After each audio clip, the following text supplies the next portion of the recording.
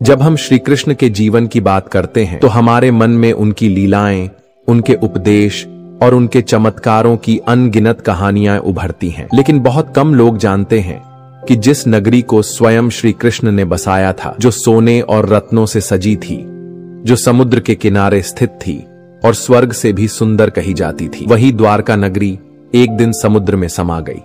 आखिर क्यों, कैसे? क्या यह कोई शाप था या यह नियति की कोई योजना थी?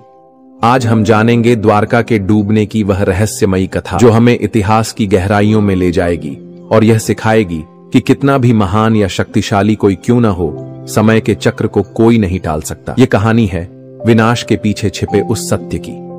यह कहानी है अहंकार, शाप और समय की चाल की। यह कहानी है भगवान श्री कृष्ण की द्वारका नगरी के अंत की।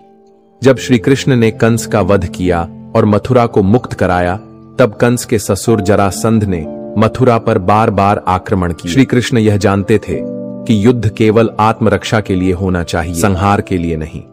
मथुरा की जनता इन हमलों से त्रस्त हो चुकी थी। तब श्री कृष्ण ने एक नई नगरी बसाने का निर्णय लिया, समुद्र के किनारे, द्वारका में। कहा जाता है कि स्वयं समुद्र देव ने श्री कृष्ण को द्वारका का स्थान प्रदान किया। विश्वकर्मा ने उस नगरी को ऐसा बसाया कि वह पृथ्वी पर स्वर्ग के समान प्रतीत होती थी। सोने चांदी से सजी हवेलियां, विशाल द्वार, सुंदर मार्ग और चारों ओर वैभव। वह नगरी केवल भौतिक रूप से ही नहीं, आध्यात्मिक रूप से भी संपन्न थी। लेकिन समय बदलता है, जो बना है वह एक दिन बिगड़ेगा भी। श्री कृष्ण ने यदुवंश को बसाया। यदुवंशी बलवान थे, बुद्धिमान भी थे, पर धीरे धीरे उनमें अभिमान आ गया। जहां शक्ति है वहां विनम्रता भी चाहिए, वरना विनाश निश्चित है। यही हुआ यदुवंश के साथ। एक दिन कुछ यदुवंशी युवकों ने एक साधु से मजाक किया। मुनियों के शाप को उन्होंने हंसी में लिया। मुनि क्रोधित हुए, उन्होंने शाप दिया, अब तुम्हारा विनाश तय है। श्री कृष्ण ने यह संकेत समझ लिया। वह जानते थे यह लीला समाप्त होने जा रही है। धीरे धीरे यदुवंशियों में आपसी कलह शुरू हो गई। जो पहले एकता की मिसाल थे, अब छोटे छोटे कारणों पर झगड़ने लगे। मदिरा, अहंकार और अहन ने उन्हें अंधा कर दिया। एक दिन प्रभास क्षेत्र में उत्सव के दौरान यदुवंशी आपस में भिड़ गए। शस्त्र उठे, भाई ने भाई को मारा, पुत्र ने पिता को। श्री कृष्ण देखते रहे, क्योंकि यह अब समय की इच्छा थी। उन्होंने कुछ नहीं रोका, क्योंकि उन्हें पता था समय आ गया है। यदुवंश का अंत होना ही था।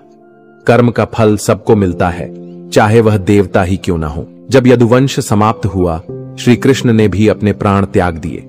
उसी समय समुद्र की लहरें उठीं, धीरे धीरे द्वारका की ओर बढ़ीं। जो नगर कभी स्वर्ग जैसा था, वह अब समुद्र में डूब रहा था। लोग भागे, पर कोई बच न सका। संपत्ति, वैभव, शक्ति सब समुद्र के गर्भ में चला गया। यह दृश्य केवल विनाश नहीं था, यह जीवन का सबसे बड़ा सबक था। कहानी यह सिखाती है, चाहे कितना भी वैभव क्यों न हो, यदि संयम और विनम्रता न हो तो समय उसे नष्ट कर देता है। श्री कृष्ण ने जिस नगरी को बसाया था, वही नगरी उनके आदेश से समाप्त हुई। क्योंकि जीवन का नियम है, जो जन्मा है वह मरेगा, जो बना है वह टूटेगा, जो बढ़ा है वह गिरेगा। द्वारका का डूबना कोई दंड नहीं था, यह परिवर्तन था, एक चक्र का समापन, एक लीला का पूर्ण विराम। यह भी माना जाता है कि द्वारका आज भी समुद्र के नीचे स्थित है।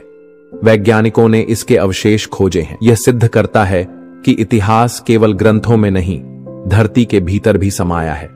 लेकिन हमें उसकी आत्मा समझनी चाहिए। श्री कृष्ण की लीला हमें सिखाती है कि विनम्रता सबसे बड़ा गुण है, कर्म सबसे बड़ी पूजा है और समय सबसे बड़ा सत्य। द्वारका डूबी, लेकिन वह हमें सिखा गई कि मर्यादा में रहो, संयम में रहो और समय को समझो। जब मर्यादा टूटती है तो नगर भी डूबते हैं, वंश भी मिटते हैं और इतिहास भी करवट लेता है। हमें चाहिए कि श्री कृष्ण की लीलाओं को केवल कहानी न समझें, बल्कि उन्हें अपने जीवन में उतारें। विनम्र बने, संयमित रहें और जीवन में समय का आदर करें, क्योंकि समय न मित्र है न शत्रु, वह केवल न्याय करता है। अगर आपको यह कथा प्रेरणादायक लगी हो, वीडियो को लाइक करें, अपने प्रियजनों के साथ शेयर करें और कमेंट में लिखें, जय श्री कृष्ण।